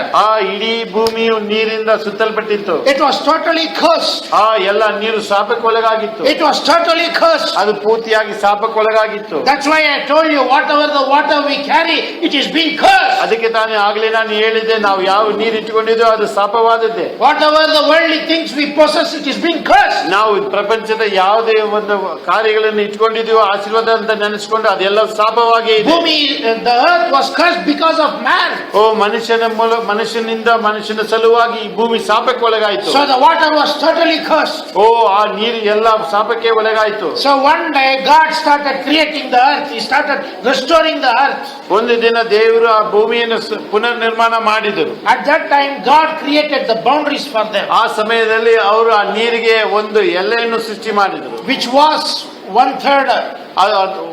ಮೂರರಲ್ಲಿ ಒಂದು ಭಾಗ. The only one part was earth. ಓ, ಅಲ್ಲಿ ಮೂರರಲ್ಲಿ ಒಂದು ಭಾಗ ಮಾತ್ರವೇ ಭೂಮಿ. It was a dry land. ಅದುವೇ ಒಣಗಿರುವ ಭೂಮಿಯಾಗಿದೆ. But all the three parts were cursed. ಮತ್ತೆ ಮೂರರಲ್ಲಿ ಎರಡು ಭಾಗ ಅದು ಶಾಪವಾಗಿ ಉಳಿದಿದೆ. ಮೂರಲ್ಲಿ ಎರಡು ಭಾಗ, 4ರಲ್ಲಿ 3 ಭಾಗ. ಓ, ನೀರಿನ ಅಂಶವಾಗಿ ಎಲ್ಲ 3 ಭಾಗಗಳು ಅದು ಶಾಪದಲ್ಲೇ ಉಳಿದಿದೆ. It is lifeless. There is no vegetation in that. ಓ, ಅಲ್ಲಿ ಏನು ಜೀವ ಬೆಳೆಯಲ್ಲ, ಅದು ಶಾಪದಲ್ಲೇ ಇರ್ತದೆ. Man cannot possess them. ಅದನ್ನ ಮನುಷ್ಯ ತೆಗೆದುಕೊಳ್ಳಕ್ಕೆ ಸಾಧ್ಯವಿಲ್ಲ. All those parts have been cursed. ಆ ಭಾಗವು ಎಲ್ಲ ಶಾಪಕ್ಕೊಳಗಿದೆ. But my brothers and sisters, ಆದ್ರೆ ನನ್ನ ಪ್ರಿಯ ಸಹೋದರರೇ, book of Revelation chapter 22 verse 2. ಆ ಪ್ರಕಟಣೆ 22ನೇ ಅಧ್ಯಾಯ 2ನೇ ವಾಕ್ಯ ಹೀಗೆ ಹೇಳ್ತಾ ಇದೆ. The Bible very clearly says ಅಲ್ಲಿ ವೇದ ವಾಕ್ಯ ಬಹಳ ಸ್ಪಷ್ಟವಾಗಿ ಹೇಳ್ತಾ ಇದೆ that the whole earth will be filled only with the rivers and lakes. ಓ, ಇಡೀ ಭೂಮಿಯು ಬೇರೆ ನದಿಯಿಂದನೂ ನೀರಿಂದನೂ ತುಂಬಿಸಲ್ಪಡುವುದು. And there will be a particular river which will be called as the river of life. ಅಲ್ಲಿ ಒಂದು ವಿಶೇಷ ನದಿ ಇರುತ್ತದೆ, ಅದಕ್ಕೆ ಜೀವ ನದಿ ಅಂತಾನೆ ಹೆಸರು. There will no other water will be in the earth. ಅಲ್ಲಿ ಬೇರೆ ವಿಧವಾದ ನೀರು ಅಲ್ಲಿ ಎಲ್ಲೂ You ಇರುವುದಿಲ್ಲ. cannot find curse anymore in that water, ಅಲ್ಲಿ ಶಾಪವು ಇರುವುದಿಲ್ಲ ಭೂಮಿಯ ಮೇಲೆ, ಆ ನೀರಿನ ಮೇಲೆ. because that water straightly comes from the heaven. ಯಾಕೆಂದ್ರೆ ಆ ನೀರು ಆದದು ಅದು ಪರಲೋಕದಿಂದನೇ ಇಳಿದು It comes ಬರುವಂತದಾಗಿರುತ್ತದೆ. from the throne of the heaven. ಅದು ದೇವರ ಸಿಂಹಾಸನ ಬಳಿಯಿಂದ It ಬರುವಂತದಾಗಿರುತ್ತದೆ. will flow all towards the earth. ಅದು ಇಡೀ ಭೂಮಿಗೆ ಅದು ಉರುಳಿ ಬರುತ್ತಾ ಇರ್ತದೆ. My dear brothers and sisters, ನನ್ನ ಪ್ರಿಯ ಸಹೋದರರೇ, in this world, ಈ ಪ್ರಪಂಚದಲ್ಲಿ the very cursed water is Dead Sea. ಓ, ಬಹಳ ಶಾಪಕ್ಕೆ ಒಳಗಾದದು ಆ ಎಂತ ಸಮುದ್ರ ಮಾದ ಸವ ಸಮುದ್ರ. It is a very dead sea. ಅದು ಬಹಳ ಸಾವಿಗೆ ಸತ್ತದೊಂದು ಸಮುದ್ರ. Even if you leave a living being in that, it will die within a moment. ಆ ನೀರಿನ ಒಳಗೆ ಒಂದು ಜೀವಂತವಾಗಿರುವ ಯಾವುದೋ ಒಂದು ಮೀನು ಏನೋ ಕೊಂಡೋಗಿ ಬಿಟ್ರೆ ಕ್ಷಣದಲ್ಲಿ ಸತ್ತು ಹೋಗೋದು. Even if you jump in that, ನಾವು ಯಾರಾದ್ರೂ ಹೋಗಿ ಜಂಪ್ ಹೊಡೆದ್ರೆ ಸಾಕು. even it may be a very deep, ಅದು ಒಂದು ಒಳ್ಳೆ ಆಳವಾಗಿದ್ರು ಸಹ You will float in that, but you will never go into that water. ನೀನ್ ಅದ್ರ ಮೇಲೆ ಈಚೆ ಹೊಡೆಯದೇ ಇದ್ರೇನು ಸಹ ಮೇಲೇನೆ ತೇಳುವಿಯ, ಒಳಗೆ ಹೋಗೋದಿಲ್ಲ. That is a character of that water. ಆ ನೀರಿನ ಗುಣಾಂಶ ಹಾಗೆ. Even today, if you go to Jerusalem, you can see that lake. ಯೆರೂಸಲೇಮಿಗೆ ಈ ದಿನ ನಾವು ಹೋದ್ರೂ ಸಹ ಆ ಸಮುದ್ರವನ್ನು ನಾವು ನೋಡಬಹುದು. A Dead Sea. ಆ ಸಾವು ಸಮುದ್ರ. Hallelujah. Even today it is cursed. ಈ ದಿನದಲ್ಲಿ ಸಹ ಅದು ಶಾಪವಾಗಿದೆ. Even today it is lifeless. ಈ ದಿನಗಳು ಸಹ ಅಲ್ಲಿ ಯಾವ ಜೀವ ಅದರಲ್ಲಿ ಇಲ್ಲ. But on that day, on the Revelation chapter 22 verse 2. ಆದರೆ ಆ ದಿನದಲ್ಲಿ ಆ ಪ್ರಕಟಣೆ 22ನೇ ಅಧ್ಯಾಯ 2ನೇ ವಾಕ್ಯದಲ್ಲಿ ಇರುವ ರೀತಿ, The water which comes from the throne of God, ದೇವರ ಸಿಂಹಾಸನದಿಂದ ಹರಿಯುವ ಆ ನೀರಾದದ್ದು, which will also flow into the river of Dead Sea. ಅಲ್ಲಿ ಆ ಸಾವು ಸಮುದ್ರದಲ್ಲಿ ಸಹ ಆ ನೀರು ಹೋಗಿ ಸೇರುವುದು. The water will mix into that Dead Sea. ಆ ನೀರು ಹೋಗಿ ಆ ಸಾವು ಸಮುದ್ರದಲ್ಲಿ ಸೇರಿದ ಕೂಡಲೇ It will take away all the character of that death into it. ಅಲ್ಲಿ ಇರುವ ಎಲ್ಲ ಸಾವಿನ ಗುಣ ಅಂಶಗಳನ್ನು, ಆ ಶಾಪಗಳನ್ನು ಜೀವ ನದಿ ಎಲ್ಲ ತೆಗೆದುಕೊಳ್ಳುವುದು. It will give the life to that river.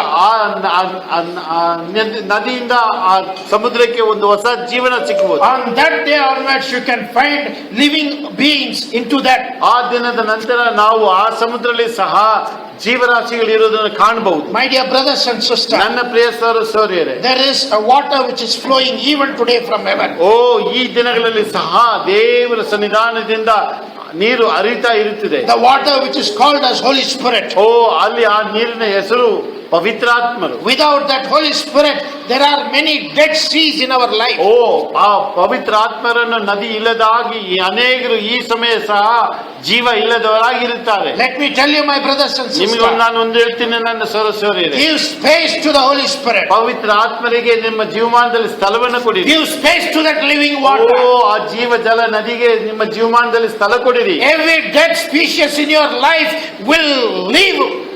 ನಿಮ್ಮ ಜೀವಮಾನದಲ್ಲಿ ಕಾಣಲ್ಪಡುವ ಸತ್ತಿರುವ ಎಲ್ಲ ಗುಣಾಂಶಗಳು ಜೀವ ಹೊಂದುವುದು. The character of dead shall rise alive in your life. ಅಲ್ಲಿ ಸತ್ತೋಗಿರುವ ಎಲ್ಲ ಗುಣಾಂಶವು ಜೀವಂತವಾಗಿ ಎದ್ದು ಬರುವುದು. It's no more. ಸತ್ತೋಗಿದ ಗುಣಾಂಶ ಇನ್ನು It's ಇರೋದಿಲ್ಲ. gone. ಅದು ಮುಗ್ದೇ ಹೋಯ್ತು. It's over. ಅದು ಮುಗಿದೋಯ್ತು. It's finished. ಅದು ಮುಕ್ತಾಯವಾಯ್ತು. Let me tell you, ನಿಮ್ಗೊಂದು ಹೇಳ್ತೀನಿ, the water of living is flowing. ಜೀವ ಜಲ ನದಿ ಹರಿತಾ ಇದೆ. The living water is flowing. ಜೀವ ಜಲ ನದಿ ಅಲ್ಲಿ ಹರಿತಾ ಬರ್ತಿದೆ. It brings life to every dead matter.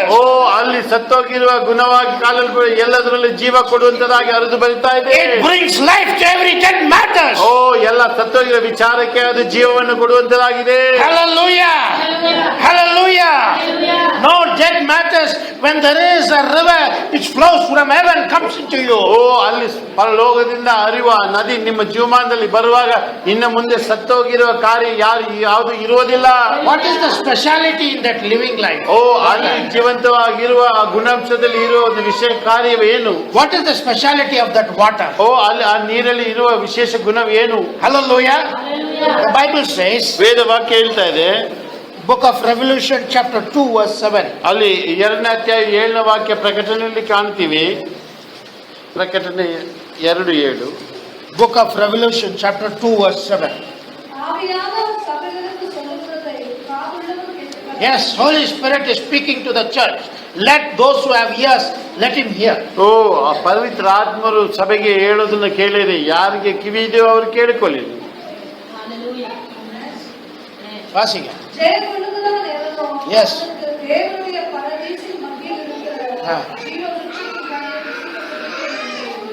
Yes, God says ದೇವರು ಹೇಳುತ್ತಾರೆ that I want to give him the fruit of life. ಅವರಿಗೆ ಜೀವ ವೃಕ್ಷವನ್ನು ನಾನು ಕೊಡ್ಲಿಕ್ಕೆ, ಜೀವ ಹಣ್ಣನ್ನು ಕೊಡ್ಲಿಕ್ಕೆ ನಾನು ಇಷ್ಟವಾಗಿದ್ದೀನಿ. For the church believers, God says, I want to give those who have this victorious life, I will give them. ಜಯವಾಗಿ ಬರುವವನಿಗೆ, ಸಭೆಯಲ್ಲಿ ಇದ್ದು ಜಯವಾಗಿ ಬರುವವನಿಗೆ ಈ ಜೀವ ಒಂದು ಹಣ್ಣನ್ನು ನಾನು ಕೊಡುವನು. The believer who crossed the Red Sea. ಅಲ್ಲಿ ಕೆಂಪು ಸಮುದ್ರವನ್ನು ದಾಟುವ ಒಂದು ವಿಶ್ವಾಸಿಗೆ. The believer who crossed the Mara. ಅಲ್ಲಿ ಮಾರ ನೀರನ್ನು ಅನುಭವಿಸಿ ದಾಟುವ ವಿಶ್ವಾಸಿಗೆ. The believer who crossed the rock of water. ಅಲ್ಲಿ ಕಣ್ಮಲೆ ಅಲ್ಲಿ ಬೆಟ್ಟದಿಂದ ಬರುವ ನೀರನ್ನು ದಾಟಿ ಬರುವ ಒಂದು ವಿಶ್ವಾಸಿಗೆ, ಬಂಡೆಯಿಂದ ಬರುವ ನೀರು. The believer who crossed the river of Jordan. ಅಲ್ಲಿ ಯೋರ್ದಾನ್ ನದಿನ ದಾಟಿ ಬರುವ ಒಂದು ನಂಬಿಕಸ್ಥರಿಗೆ. What is the Red Sea? ಓ ಕೆಂಪು ಸಮುದ್ರ ಅಂದ್ರೆ ಏನು? Hallelujah. One after one. ಒಂದರಿಂದ ಒಂದು, One after one. ಒಂದು ದಾಟಿ ಒಂದು. I tried to do something, it is stopped. O I tried to do something, it is stopped. ನಾನು ಏನೋ ಮಾಡ್ಲಿಕ್ಕೆ ಪ್ರಯತ್ನ ಮಾಡಿದೆ, ಆದ್ರೆ ಅದು ನಿಂತೋಯ್ತು. I believed in that person, there was a failure. ಓ ನಾನು ಯಾರೋ ಒಬ್ಬರನ್ನ ನಂಬಿಕೆಯಾಗಿ ಇಟ್ಟಿದ್ದೆ, ಆದ್ರೆ ಅಲ್ಲಿ ಸೋಲು. I believed in this person, there was a full stop. ಓ ನಾನು ಈ ಮನುಷ್ಯನ ಕುರಿತಾಗಿ ನಂಬಿಕೆ ಇದ್ದೆ, ಆದ್ರೆ ಅಲ್ಲಿ ಫುಲ್ ಸ್ಟಾಪೇ ಬಂದ್ಬಿಡ್ತು. It is a Red Sea. ಓ ಅದೇ ಕೆಂಪು ಸಮುದ್ರವಾಯ್ತು. Obstacle after obstacle. ಓ ತಡೆ ಹಿಂದೆ ತಡೆ. No ways. ಓ ದಾರಿ ಇಲ್ಲ. No ways of escape. ಓ ಎಲ್ಲೂ ದಾರಿ ಇಲ್ಲ. What is Mara? ಓ ಮಾರ ಅಂದ್ರೆ ಏನು? Naomi says, my life is bitter. ಅಲ್ಲಿ ನಹೋಮಿ ಆದವಳು ಹೇಳ್ತಾರೆ, ನನ್ನ ಜೀವಮಾನವೇ ಕಹಿಯ ಇದೆ. Call me Mara. ನನ್ನನ್ನು ಮಾರ ಅಂತಾನೆ ಕರೀರಿ. Don't call me Naomi. ನನ್ನನ್ನು ನಹೋಮಿ ಅಂತ ಕರಿಬೇಡ. My life is not sweet. ಓ ನನ್ನ ಜೀವಮಾನ ಸಿಹಿಯಾಗಿಲ್ಲ, It is bitter. ಅದು ಬಹಳ ಕಹಿಯಾಗಿದೆ. The meaning for Mara is bitter. ಓ ಅಲ್ಲಿ ಮಾರ ಅನ್ನೋ ಪದಕ್ಕೆ ಅರ್ಥವು ಕಹಿ.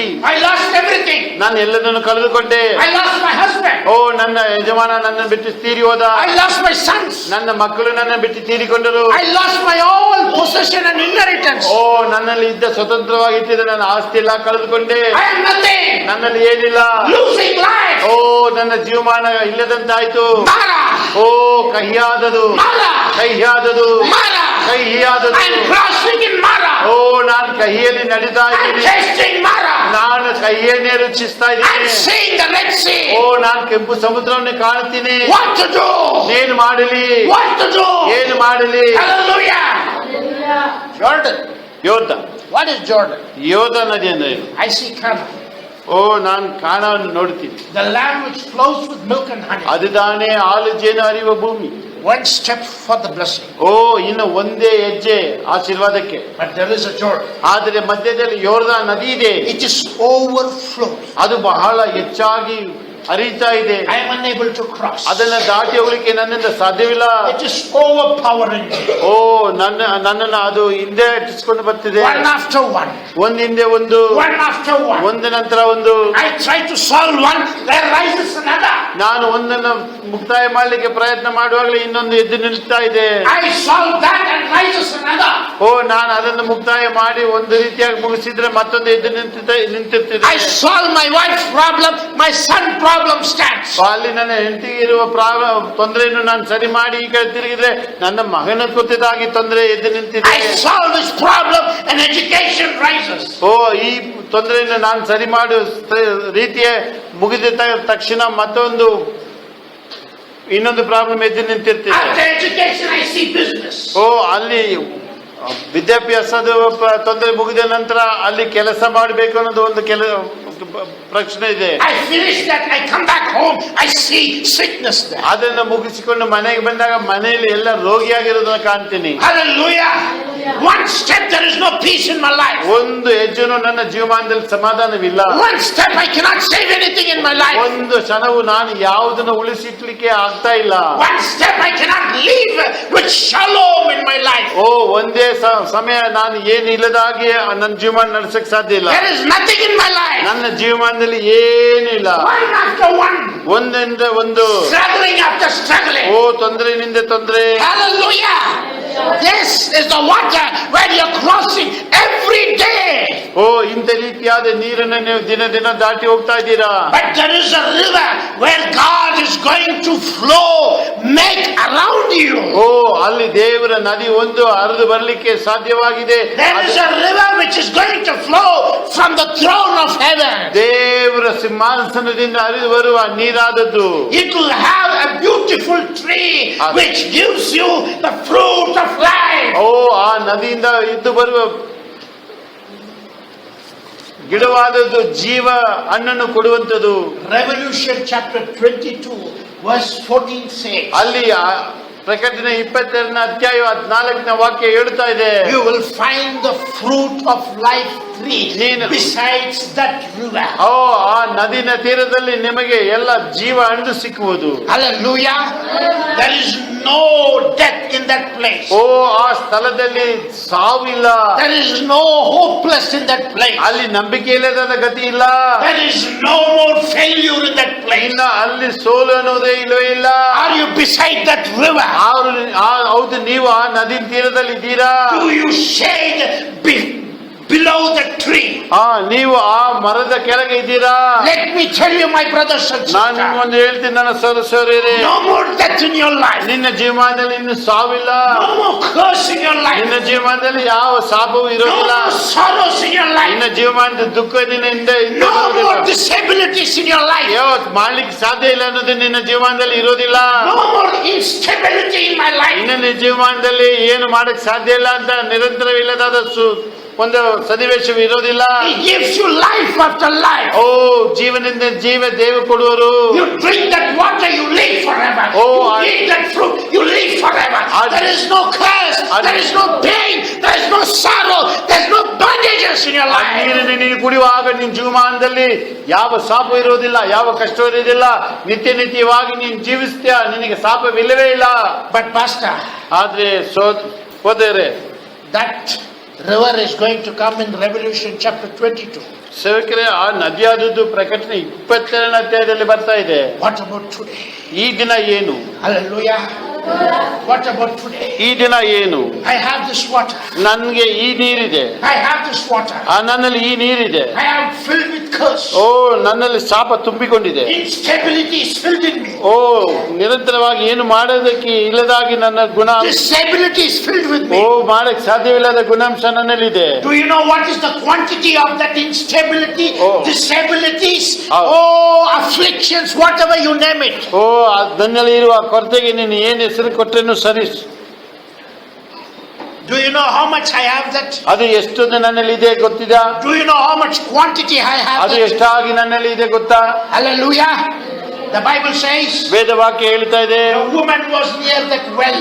ಅಲ್ಲಿ ಆ ಬಾವಿನ ಬಳಿಯಲ್ಲಿ ಹತ್ರನೇ ಆ ಸೋದರಿ ಆದವಳು ಅಲ್ಲಿ ಬಂದಿದ್ರು, ಆ You ಸ್ತ್ರೀಯರು. have that water, the quantity of well. ಅಲ್ಲಿ ಆ ನೀರು ತುಂಬಿರುವ ಆ ಬಾವಿನ ಬಳಿಯಲ್ಲಿ ಆ ಸಹೋದರಿ ನಿಂತಿದ್ದಳು. And that well was given by Jacob to them. ಆ ಬಾವಿಯಾದದು ಅವರ ಹಿರಿಯರಾದ ಯಾಕೋಬ ಅವರಿಗೆ ಕೊಟ್ಟಿದ್ದು. Hallelujah. This problem is like a well. ಓ ಈ ತೊಂದರೆ ಆದದ್ದು ಒಂದು ಬಾವಿ ಇರೋ ರೀತಿಯಾಗಿದೆ. It is too much. ಅದು ಬಹಳ ಜಾಸ್ತಿ ಆಗಿದೆ. And I'm having it from our forefathers. ಓ ಇದು ನಮಗೆ ಹಿಂದಟ್ಟಿಸಿಕೊಂಡು ಬರುವ ನಮ್ಮ ಮುದಾದರು ಕೊಟ್ಟದಾಗಿದೆ. I don't know what to do. ನನಗೆ ಏನ್ ಮಾಡೋದು ದೋಚ್ತಾ ಇಲ್ಲ, I'm struggling. ನನಗೆ ಬಹಳ ಉಪತ್ರೆ. Jesus says ದೇವರು ಹೇಳ್ತಾರೆ, ಯೇಸು ಸ್ವಾಮಿ he is near that well. ಓ ಅಲ್ಲಿ ಆ ಬಾವಿನ ಬಳಿ ಅವರು ಇದ್ದರು. He is waiting for you near that well. ಓ ಆ ಬಾವಿನ ಬಳಿ ಅವರು ಕಾರ್ಯ ನಿನಗಾಗಿ. You need not to take your water somewhere else. ನೀನು ನಿನ್ನ ನೀರನ್ನು ಎಲ್ಲೋ ಹೋಗಿ ಹುಡುಕಬೇಕಾಗಿಲ್ಲ.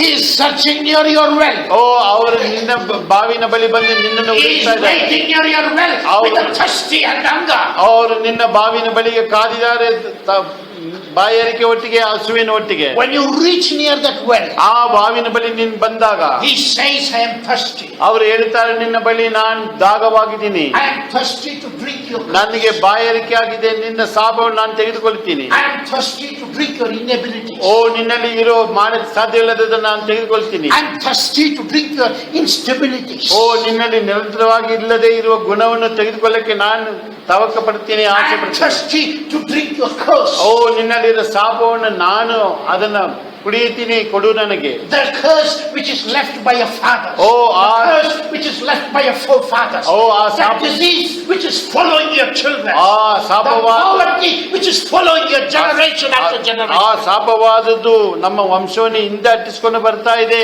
ಅದು ತಂದೆ ಪಡೆದಿದ್ದಾಯಿತು, ಅದು ನಮ್ಮ ಹಿರಿಯವರು ಪಡೆದಿದ್ದಾಯಿತು, ಅದನ್ನೆಲ್ಲ ತೆಗೆದಾಗ್ಲಿಕ್ಕೆ ಅವರು ಇದ್ದಾರೆ ಯೇಸು. When I give this water to Jesus, ಓ ಈ ನೀರನ್ನು ನಾನು ದೇವರಿಗೆ ಕೊಟ್ಟಾಗ my vessel is empty.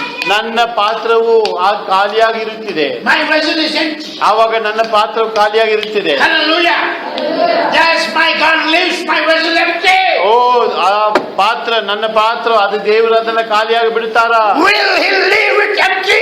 ಆ ಪಾತ್ರವನ್ನು ಅವರು ಹಾಗೆ ಖಾಲಿಯಾಗಿ ಬಿಟ್ಟು ಬಿಡುವುದುಂಟಾ? The Bible says, ವೇದ ವಾಕ್ಯ ಹೇಳ್ತಾ ಇದೆ, I will pour my water. ಓ ನಾನು ನನ್ನ ನೀರನ್ನು ನಿನಗೆ ಸುರಿಸುವೆನು, I will pour my oil. ಓ ನಾನು ನನ್ನ ಎಣ್ಣೆಯನ್ನು ನಿನಗೆ ಸುರಿಸುವೆನು, It will satisfy you. ಅದು ನಿನ್ನನ್ನು ತೃಪ್ತಿ ಮಾಡುವುದು. The water which I give you will satisfy you. ನಾನು ನಿನಗೆ ಕೊಡುವ ನೀರಾದದ್ದು ನಿನ್ನನ್ನು ತೃಪ್ತಿ ಮಾಡುವುದು. Verse 14 says, I am the living water. The water which I give you, if you taste that, if you drink that, you will be satisfied. ಓ ನಾನು ಕೊಡುವ ನೀರಾದದ್ದು ನಿನಗೆ ನಿರಂತರವಾದ ಒಂದು ದಾಗ ತೀರಿಸುವಂತಾಗಿರುತ್ತೆ. ಇನ್ನು ಮುಂದೆ ನೀನು ದಾಗ ಅಂತ ಹೇಳುವಂತ ಅವಕಾಶ ಇರೋದಿಲ್ಲ. You will be filled. ನೀನು ಪೂರ್ತಿಯಾಗಿರುವಿಯ, You will be blessed. ನೀನು ಆಶೀರ್ವಾದವಾಗಿರುತ್ತೀಯ. You will never inherit the curse in your life. ನೀನು ನಿನ್ನ ಜೀವಮಾನದಲ್ಲಿ ಇನ್ನು ಶಾಪ ಇರುವುದಿಲ್ಲ. Blessings after blessings. Blessings after blessings. ಆಶೀರ್ವಾದದ ನಂತರ ಆಶೀರ್ವಾದವು, ಆಶೀರ್ವಾದ ಮೇಲೆ ಆಶೀರ್ವಾದವು. No sickness but health will conquer your life. ಓ ನಿನ್ನ ಜೀವಮಾನದಲ್ಲಿ ಸುಖವೇನೂ ಇರುವುದಿಲ್ಲ, ಆರೋಗ್ಯ ನಿನ್ನನ್ನು ಮುಚ್ಚಿಕೊಳ್ಳುವುದು. As the book of Psalms 91, he will bless all the days of your life. ಓ ನೀನು ನಿನ್ನ ಜೀವಮಾನ ಕಾಲದೆಲ್ಲ ಸಂತೋಷವಾಗಿರುವ ಕೀರ್ತನ 99 ಬರೆದಿರೋ ರೀತಿಯಾಗಿ He will bless you. ದೇವರು ನಿನ್ನ ಆಶೀರ್ವದಿಸು. He will bless you. ದೇವರು ನಿನ್ನ ಆಶೀರ್ವದಿಸು. And living water is flowing. ಓ ನಿತ್ಯ ಜೀವ ಜಲ ನದಿ ಹರಿತಾ ಇದೆ. And living water is flowing. ಜೀವ ಜಲ ನದಿ ಹರಿತಾ ಇದೆ. And living water is flowing. ಜೀವ ಜಲ ನದಿ ಅದು ಹರಿತಾ ಇದೆ. Give your curse to Jesus. ಓ ನಿನ್ನ ಶಾಪವನ್ನು ದೇವರ ಬಳಿ Give ಕೊಟ್ಟಿದ್ದೀರಿ. your curse to Jesus. ನಿನ್ನ ಶಾಪವನ್ನು ದೇವರ ಬಳಿ Give your inability to Jesus. ನಿನಗೆ ಮಾಡಕ್ಕೆ ಸಾಧ್ಯವಿಲ್ಲದಾದನ್ನು ದೇವರ Give ಬಳಿ your ಕೊಟ್ಟಿದ್ದೀರಿ. failures to Jesus. ನಿನ್ನ ಸೋಲನ್ನು ಯೇಸು ಬಳಿ ಕೊಟ್ಟು ಬಿಡಿರಿ. Give your failures to Jesus. ನಿನ್ನ ಸೋಲೆಲ್ಲ ಯೇಸು ಬಳಿ ಒಪ್ಪಿಸಿರಿ. Give your dissatisfaction for your Jesus. ನಿನ್ನ ತೃಪ್ತಿ ಇಲ್ಲದ ಗುಣಾಂಶವನ್ನು ಯೇಸು ಬಳಿ ಕೊಟ್ಟಿರಿ. All failures he carries. ಎಲ್ಲ ಸೋಲನ್ನು ಅವರು ತೆಗೆದುಕೊಳ್ತಾರೆ. All instability he carries. ನಿನ್ನಲ್ಲಿ ಮಾಡಕ್ಕೆ ಸಾಧ್ಯವಿಲ್ಲದನ್ನು ಅವರು ತೆಗೆದುಕೊಳ್ತಾರೆ. All death curse, all disease curse he carries. ಎಲ್ಲ ಮರಣವನ್ನು, ಎಲ್ಲ ರೋಗಗಳನ್ನು ದೇವರು ತೆಗೆದುಕೊಳ್ತಾರೆ. He is blessing you. ಅವರು ನಿನ್ನ He ಆಶೀರ್ವದಿಸ್ತಾರೆ. is blessing you. ಅವರು ನಿನ್ನ The ಆಶೀರ್ವದಿಸ್ತಾರೆ. river of life is flowing. ಓ ಜೀವ ನದಿ ನಿನ್ನಲ್ಲಿ The ಹರಿತಿದೆ. river of life is flowing. ಓ ಜೀವ ಜಲ ನದಿ ನಿನ್ನಲ್ಲಿ ಹರಿತಿದೆ. Leave the well. ಓ ನೀವು ಅಲ್ಲಿ Leave the well. ಅಲ್ಲಿರುವ ಬಾವಿಯನ್ನು ಬಿಟ್ಟು ಬನ್ನಿರಿ. Leave the well. ಅಲ್ಲಿ ಬಾವಿಯನ್ನು ಬಿಟ್ಟು ಬನ್ನಿರಿ. Leave the well to Jesus and run into the city. ಓ ನೀನು ಆ ಬಾವಿಯನ್ನು ಬಿಟ್ಟು ನೀನು ಊರಿನೊಳಗೆ ಓಡು. The woman left the well and ran into the city. ಅಲ್ಲಿ ಆ ಸ್ತ್ರೀಯಾದವಳು ಆ ಬಾವಿಯನ್ನು ಬಿಟ್ಟು ಊರೊಳಗೆ ಓಡಿ ಹೋದಳು. She started speaking about Jesus. ಅಲ್ಲಿ ಹೋಗಿ ಎಲ್ಲರಿಗೂ ಯೇಸುವಿನ ಕುರಿತಾಗಿ ಹೇಳಿದಳು. There is a man who took away my curse. ಓ ಅಲ್ಲಿ ಒಂದು ಮನುಷ್ಯನು ನನ್ನ ಶಾಪವನ್ನು ತೆಗೆದುಕೊಂಡನು. He took away all my O inabilities. ನನ್ನಲ್ಲಿ ಮಾಡಕ್ಕೆ ಸಾಧ್ಯವಿಲ್ಲದ ಎಲ್ಲದನ್ನು ನಾವು He ತೆಗೆದುಹಾಕಿದರು. took away my curse and sin. ಓ ನನ್ನ ಪಾಪವನ್ನು, ನನ್ನ ಶಾಪವನ್ನು ಅವರು ತೆಗೆದುಕೊಂಡರು. Come and see this person. ಓ ಬಂದು ನೋಡಿರಿ ಅವರನ್ನು. Leave the well to Jesus. ಓ ನಿನ್ನಲ್ಲಿ ಇರುವ ಆ ಬಾವಿಯನ್ನು ದೇವರ ಬಳಿ ಬಿಟ್ಟು ಬಿಡು. Leave the well to Jesus. ಆ ಬಾವಿಯನ್ನು ದೇವರ ಬಳಿ ಬಿಟ್ಟು ಬಿಡು. The living water will come to you. ಓ ಜೀವ ಜಲ ನದಿ ನಿನಗೆ ಬರುವುದು. The living water will come to you. ಜೀವ ನದಿ ನಿನಗೆ ಬರುವುದು. Hallelujah. Failure no more. ಓ ಇನ್ನು ಸೋಲಿಲ್ಲ. Failure no more. ಇನ್ನು ಮುಂದೆ ಸೋಲಿಲ್ಲವೇ ಇಲ್ಲ. No more curse. ಇನ್ನು ಮುಂದೆ ಶಾಪವಿಲ್ಲ. No more pains. ಇನ್ನು ನಿನಗೆ No ನೋವಿಲ್ಲ. more sorrows. ಇನ್ನು ದುಃಖವಿಲ್ಲ. No more agonies. ಇನ್ನು ದುಃಖವಿಲ್ಲ. Oh, no more disease will O follow ಇನ್ನು ನಿನ್ನ you. ರೋಗ ನಿನ್ನಿಂದ ಅಟ್ಟಿಸೋದಿಲ್ಲ. No more genetic problems. ಓ ಇನ್ನು ನಿನ್ನ ಗುಣಾಂಶದಲ್ಲಿ ಸುಖವಿರುವುದೇ. No more genetic problems. ಇನ್ನು ವಂಶವಳಿಯಾಗಿ ಬರೋ ತೊಂದರೆ ಇರೋದಿಲ್ಲ. God blessing you. ದೇವರು ನಿನ್ನ God is ಆಶೀರ್ವದಿಸ್ತಾನೆ. blessing you. ದೇವರು ನಿನ್ನ The ಆಶೀರ್ವದಿಸ್ತಾನೆ. living water is blessing you. ಓ ದೇವರ ಜೀವ, The living water is blessing ದೇವರ ಜೀವನದಲ್ಲಿ ನಿನ್ನ you. ಆಶೀರ್ವದಿಸ್ತಾನೆ. Leave your well to Jesus. ಓ ನಿನ್ನ ಬಾವಿನ ದೇವರ ಬಳಿ ಬಿಡಿರಿ. Leave your well to Jesus. ಓ ನಿನ್ನ ಬಾವಿನ ಯೇಸು ಬಳಿ ಕೊಡಿರಿ. Leave your curses to Jesus. ನಿನ್ನ ಶಾಪವನ್ನು ದೇವರ ಬಳಿ ಬಿಟ್ಟು ಬಿಡಿರಿ. God will bless you. ದೇವರು ನಿಮ್ಮನ್ನು ಆಶೀರ್ವದಿಸ್ತಾರೆ. Thank you, Jesus. ಕರ್ತನಿಗೆ ಸ್ತೋತ್ರವಾಗಲಿ. Amen. ಆಮೆನ್.